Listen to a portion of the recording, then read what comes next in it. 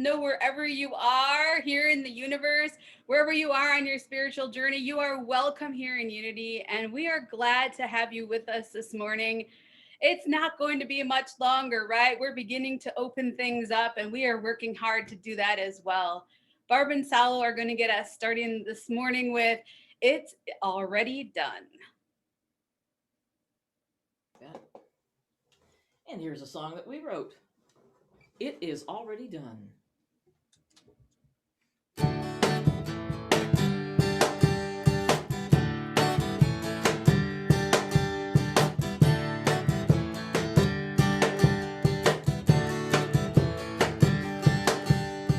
Knowing and believing are sometimes galaxies apart. Finding the strength that is in me often is an art. And when I ask, it's already done. It is already done. It is already done. It is already done.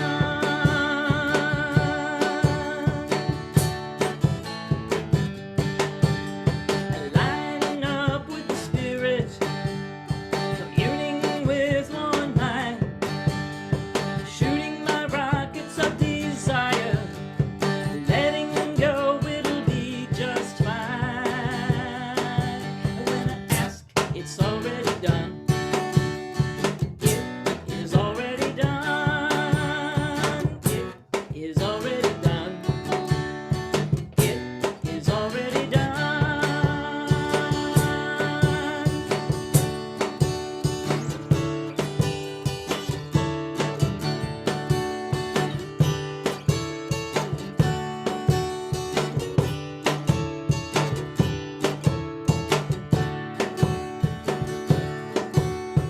Riding high on a wave, I let it all go.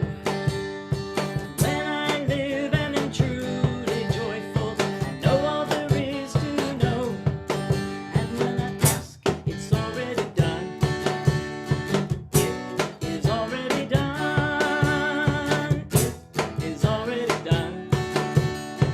It is already done. It is already done. It is already done.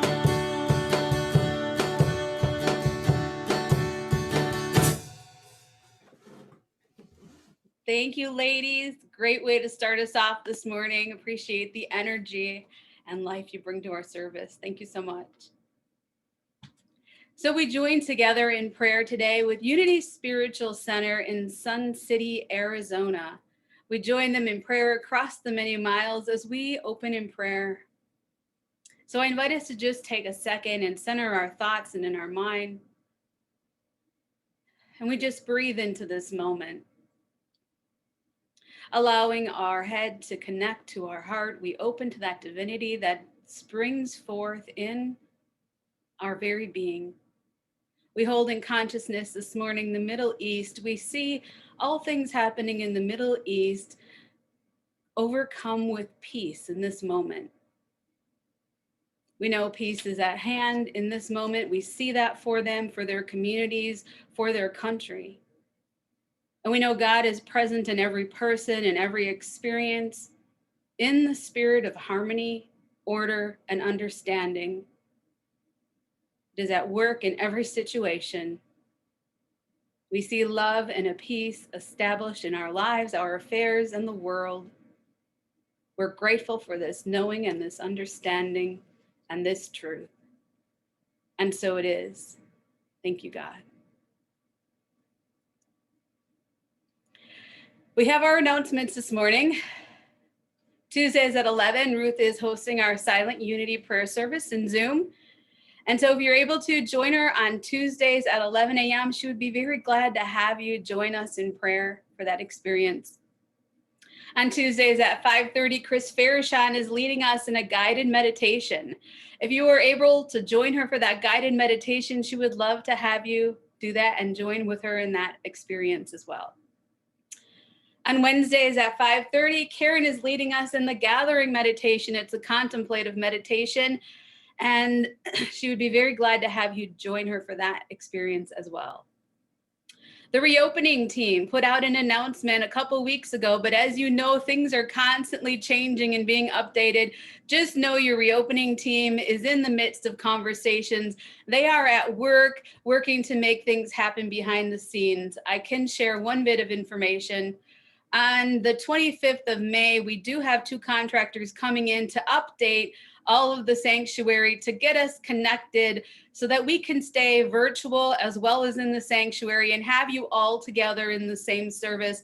And that is being done the week of the 25th and the 27th. And so after that, the reopening team should have an announcement for you, and we are keeping you as updated as we can, but just know they are very hard at work, and we appreciate all the work the reopening team has put in to making this happen. It has been nearly a year-long endeavor of what we can do and accomplish together. So thank you for holding us all in your thoughts and in your prayers as we do that. So let's join together with our affirmation. I invite you to say it with me if you would like. There is only one presence and one power in the universe and in my life. God, the source of all good. We have a vision statement, if you would join me. A world powerfully transformed through the growing movement of shared spiritual awakening. And our mission statement. Together, please. We recognize God is love, individualized in all people. Therefore, we provide a positive environment for spiritual growth that empowers all to be God's love in the world. Today's daily word will be shared by Chris Fairshon.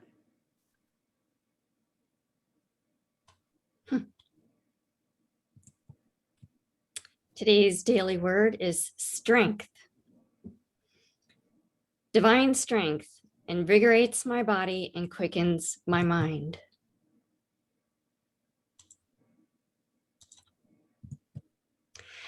If I feel my energy waning during a time of vigorous physical or mental activity, if my get up and go has got up and gone, I remember these inspiring words from The Prayer of Faith by Hannah Moore Kohath.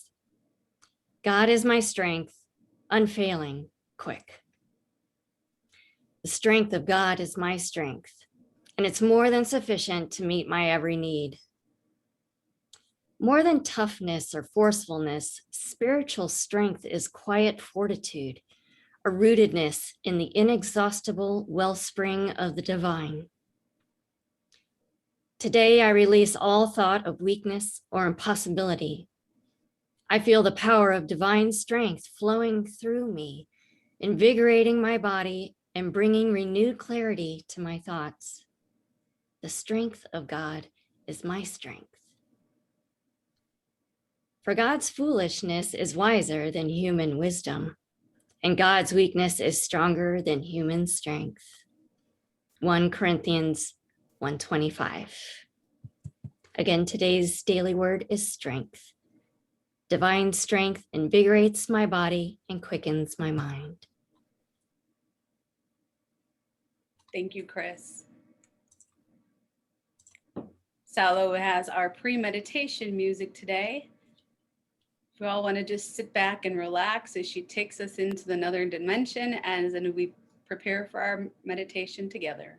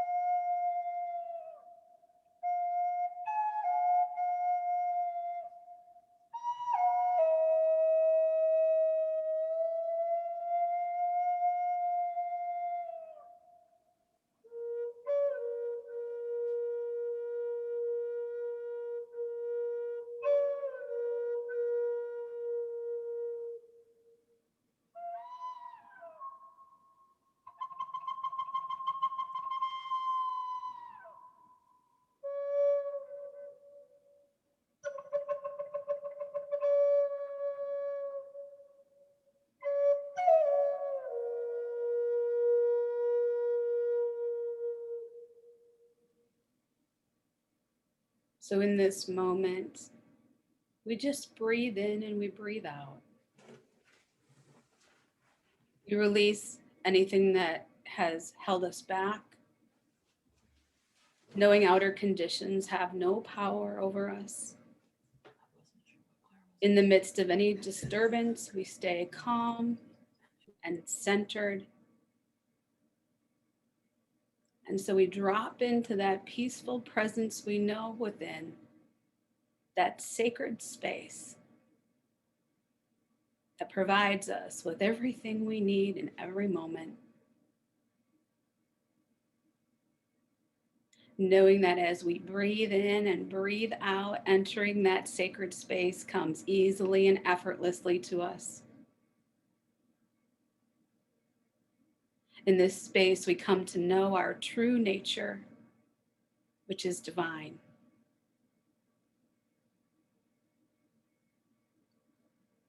We open up to that wealth of knowledge that comes and springs forth from the divine. In this sacred space, we are safe and we are prepared to listen as we are guided to do what is ours to do this day and throughout the week as we center in the quiet.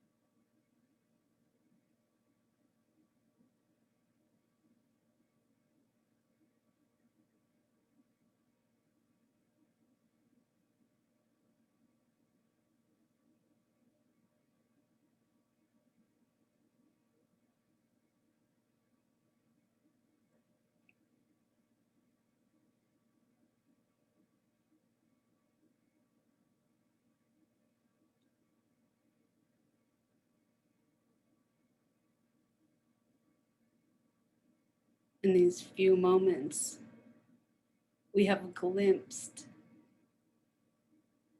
the peace within.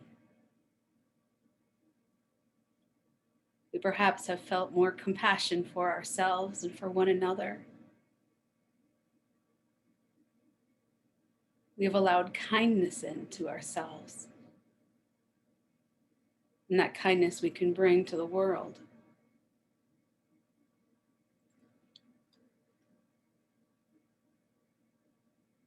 We are unique expressions of the Christ.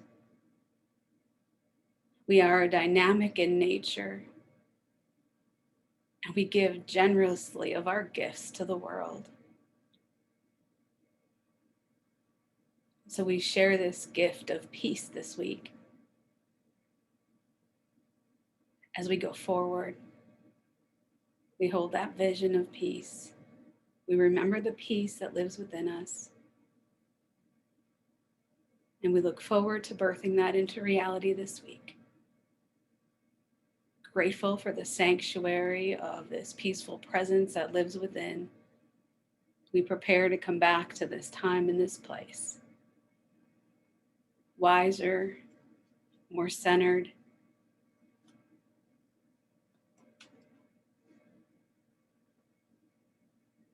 And we are grateful.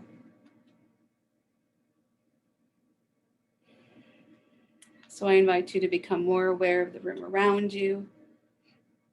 Perhaps begin wiggling your fingers and your toes. More aware to the sounds and the movements taking place. When you're ready, I invite you to open your eyes.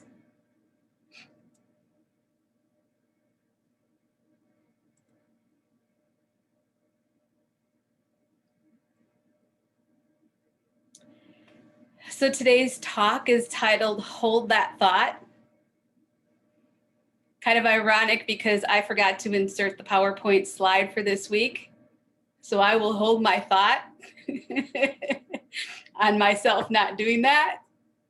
I appreciate the compassion. But we do have a beautiful picture of Myrtle's Grove right in front of us. So that is a fabulous picture to look at today as we hold in thought today's talk. Unity's co-founder, Charles Fillmore, wrote and spoke on the 12 powers within us that compromise the Christ. And in our exploration of the 12 powers this month, we are focusing on the power of power. Sounds kind of funny to say that, doesn't it? The power of power. But it's going to be a fascinating look at a multifaceted faculty.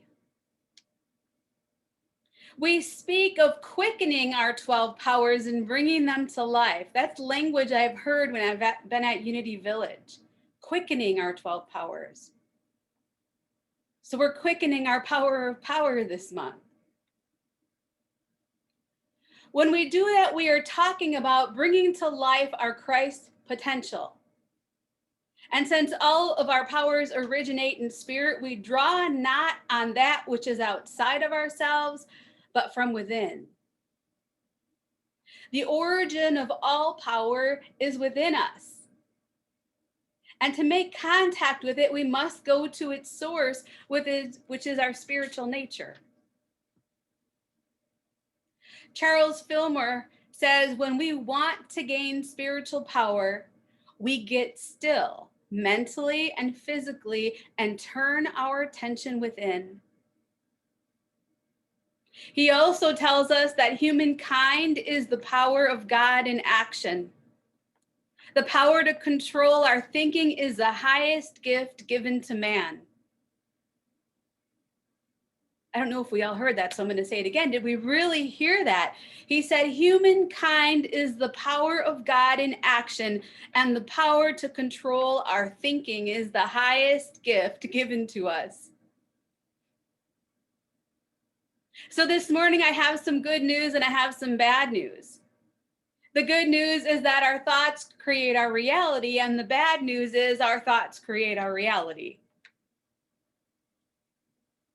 One negative thought can cloud our perspective completely and affect how we see everything else around us. The good news, of course, is that once we realize that we are the ones clouding our own vision, once we realize that we don't like what we are seeing, we have the ability to change it. No more victimhood, no more he said, she said, or it ain't fair. Just taking responsibility for our own lives. And taking responsibility for our own lives, think about it. Who else's life can we take responsibility for? By taking responsibility for ourselves, we anchor into the power of co-creation with the infinite source of all good. And we create love, peace, joy, abundance that we desire to have in our lives. Unity's basic teachings are the law of mind action, that what we put out comes back to us, what goes around comes around, and we are heirs to the kingdom as unique expressions of the divine. Our method of co-creation revolves around thought. We teach that thoughts held in mind produce after their kind. I'm sure many of you are finishing that sentence with me. I've heard that said over and over in Unity. What we think about day after day produces our experiences in life. And the good news, bad news, of course, is that we are the only ones thinking the thoughts, so we are the only ones who can change them. Viktor Frankl wrote in Man's Search for Meaning, everything can be taken from a person but one thing, the last of the human freedoms, to choose one's attitude in any given set of circumstances, to choose one's own way. There is a story of a man who once guarded the gates of his city. One day, a stranger happened by, and before entering the city, he asked the gatekeeper what the people in there were like. And the guard thought for a moment and then asked the man, what were the people like the last place you lived? Oh, answered the man, they were awful, unfriendly, and quarrelsome. I didn't like any of them. That's why I left. And the gatekeeper replied, you will find people here are pretty much the same. The stranger wanted nothing more to do with the unfriendly, quarrelsome folks, so he moved on. Later in the day, another man came along and asked the gatekeeper the same question. What are the people in the city like? Again, the guard asked him how people were in the last place he lived. And the man replied with such enthusiasm, they were wonderful. They were generous and kind and truly loving people. And the gatekeeper responded as he had to the first man, you will find people here are pretty much the same. It's our lens through which we see the world that makes it what it is. It's not who we are with or where we go or even what happens to us along the way that is of primary importance. What matters most is our internal reaction. We have the power, every one of us, right here, right now, to become co-creators with the great architect of the universe.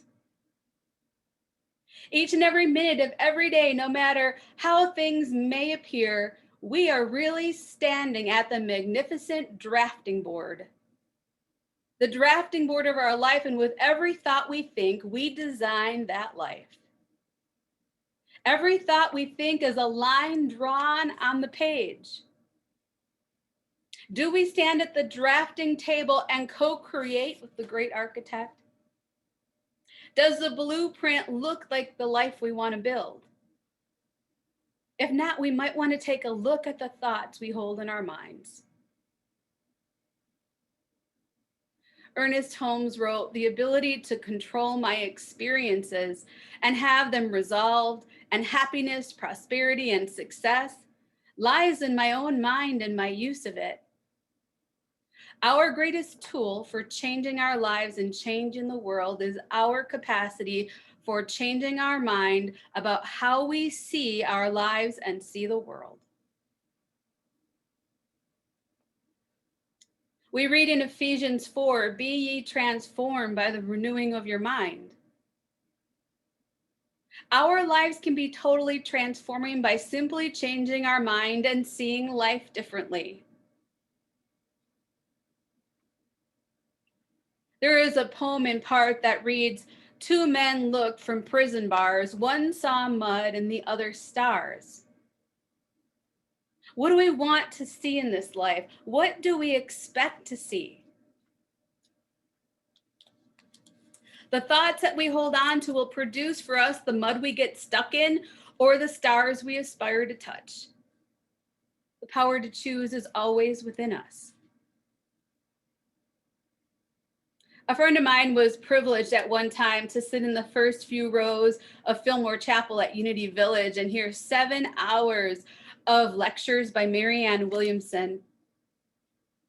She described her as being funny, accomplished, and a dynamic speaker and woman. At one time, Marianne said with all sincerity, "I knew I must be very powerful if I could mess up everything I touch with such amazing consistency. I figured there must be a way to apply that same mental power in a more positive way." I love that. It's great insight. It's true, isn't it? And it's only common sense. The power of our beliefs, which currently produces the experiences we don't want, has to also be powerful enough to create the experiences we do want.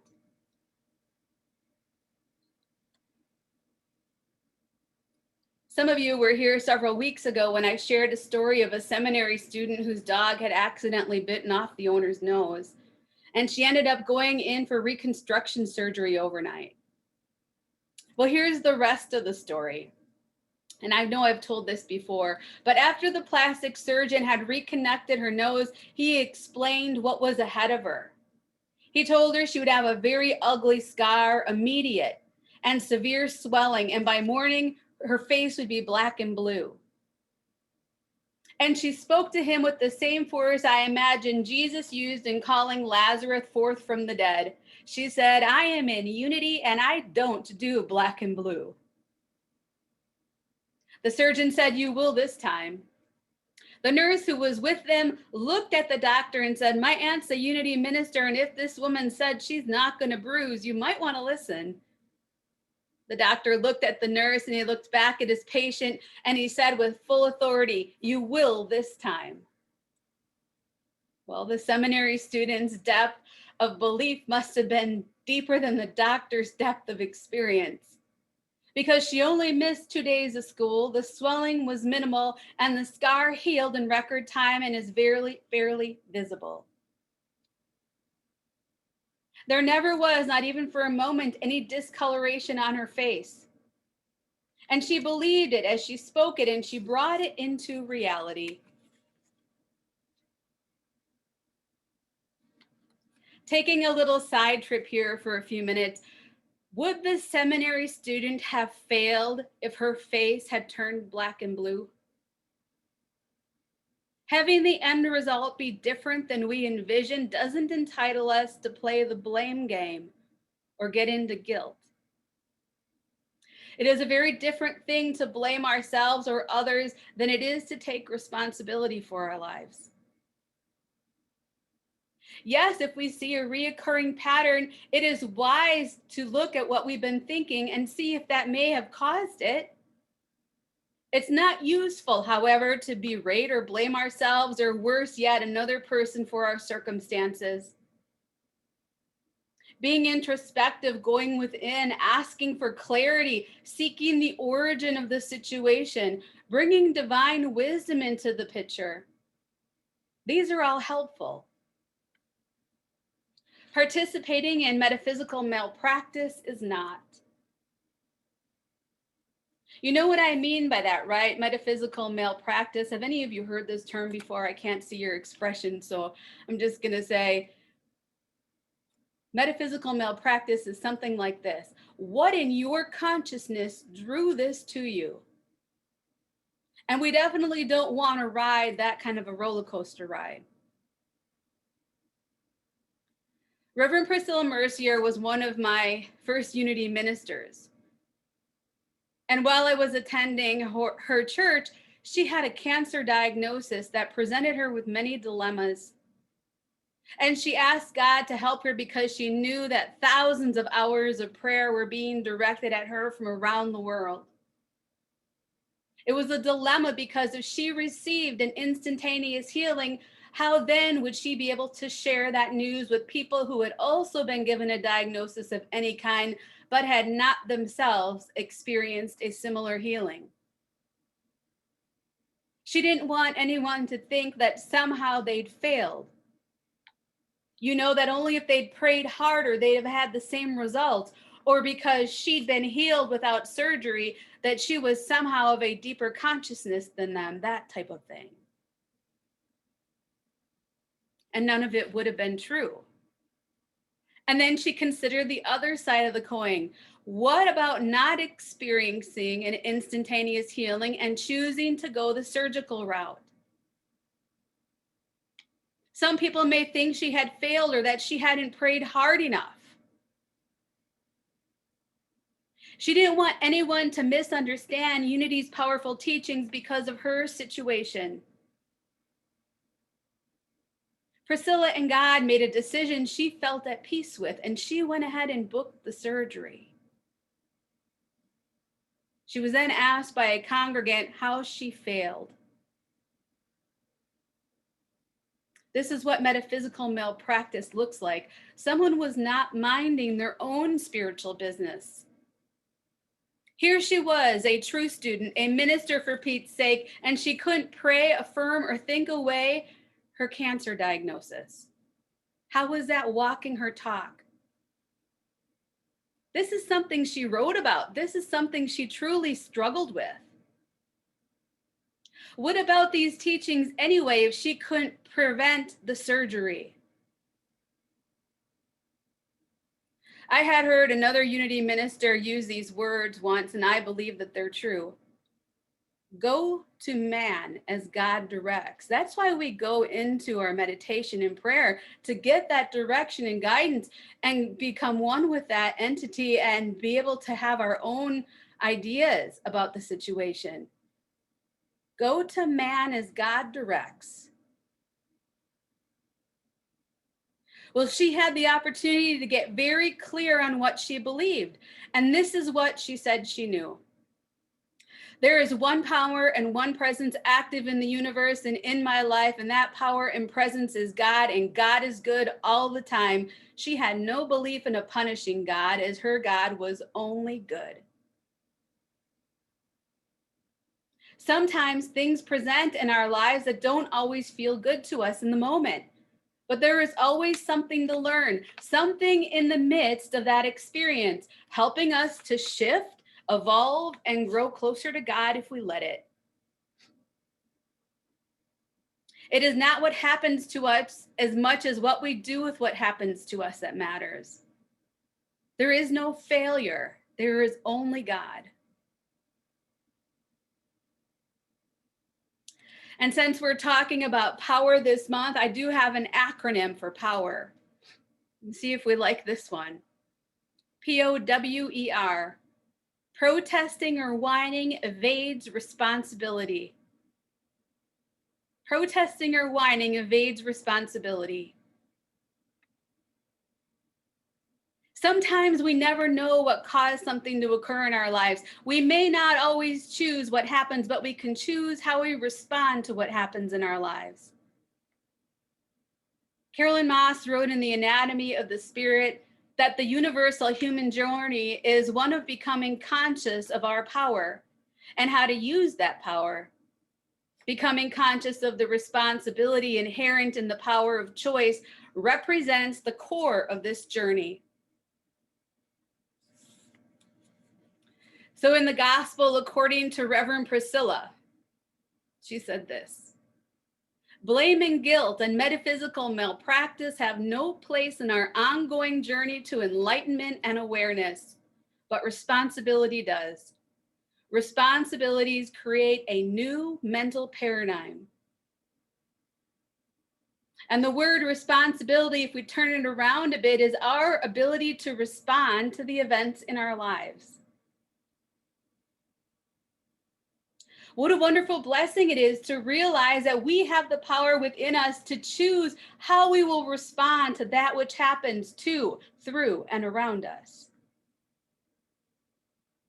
What a wonderful blessing to come to know that we alone hold the key. And the key to a fuller life is found in the thoughts that we think. In any given moment, we have the power to step up to the architect's table and redesign our lives. We alone get to erase the old lines that confine or constrict us. We alone get to draw in the new forms that allow us to build the life we desire. Each of us is responsible for our life, our world, and our thoughts. No one else can think our thoughts. Stretton Smith in the 4T prosperity class says, have positive thoughts and feelings, have a positive life. Have negative thoughts and feelings, have a negative life. It's so simple that we keep forgetting it. When we choose creative, loving, positive thoughts, we affect all of humankind and we transform our lives and we live in harmony with the divine. Author Dan Millman says, there are no ordinary moments. And I believe he's right. In this moment, we can choose a new way of thinking. In this moment, we can release that which no longer serves us. In this moment, we can choose to sever the shackles of fear, unforgiveness, and lack, and we can step into freedom. In this moment, we can rise above whatever repair is needed in any situation which is holding us hostage, and we can infuse it with the power and love of God. If we use our gift of free will with our power of choice in harmony with spirit, our lives would work much better. Spring is a time of rebirth and new life. If we look at a field as our life, the crop we harvest is our experience of life. If we don't consciously sow our thoughts, the seeds we plant may just be weeds from our past that cause us to repeat the same patterns over and over again. If we sow new thoughts and tend to the field of our own mind with care, we can realize the kingdom of heaven is right here on earth. In the garden of our lives, if we plant corn, we can't expect to reap a radish. We're going to get corn. By the same token, if we plant good, loving, positive, productive thoughts and actions, that is what we will reap in our lives. If we want a new crop, we have to sow new seeds. Gary Zukov, in his book, The Seed of the Soul, said this: the journey to the soul begins with understanding that we are drawn automatically as a species to come to terms with power. Each human being is experiencing the causes and effects of his or her own choices. Each human being struggles so deeply with power, the lack of it, the acquisition of it, what it really is, how one should have it. Underlining every crisis, emotional, spiritual, physical, and psychological, is the issue of power. Do we hear that? I had to reread that several times. Underlining every crisis, emotional, spiritual, physical, and psychological, is the issue of power. He goes on to say, depending upon the lens that you wear to interpret your crisis, you will either step closer to your soul or closer to earth.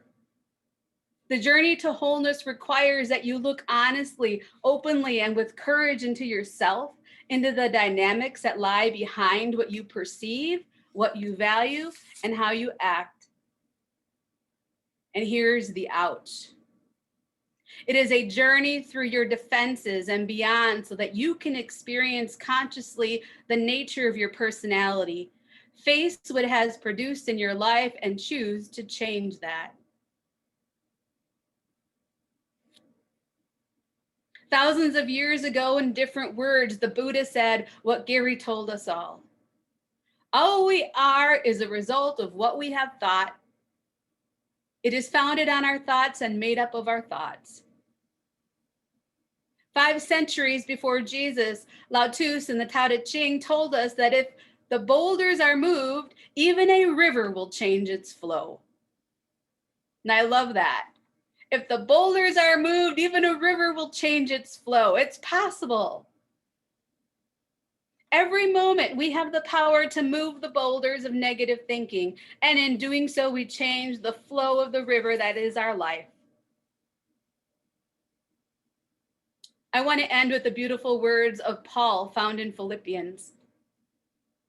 Finally, brethren, whatsoever things are true, whatsoever things are honest, whatsoever things are just, whatsoever things are pure, whatsoever things are lovely, whatsoever things are of good report, if there be any virtue, and if there be any praise, think on these things. Those things which ye have both learned and received and heard and seen in me, do, and the God of peace shall be with you. I invite you to join me this week in focusing the power of our thoughts on that which is true, honest, pure, lovely, commendable, and worthy of our praise. I invite us to think on these things and experience the peace and power and presence of the divine. Next week, we will be speaking on the moment of power.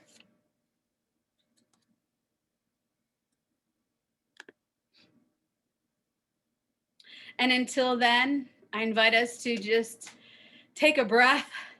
Some of that was heavy today. It was good stuff, though. And as we prepare for our offertory, we just hold in our mind our gifts and we just infuse them with our love. Knowing divine love blesses and moves in and through us, multiplying all that we have, all that we give, and all that we receive. And we truly are grateful.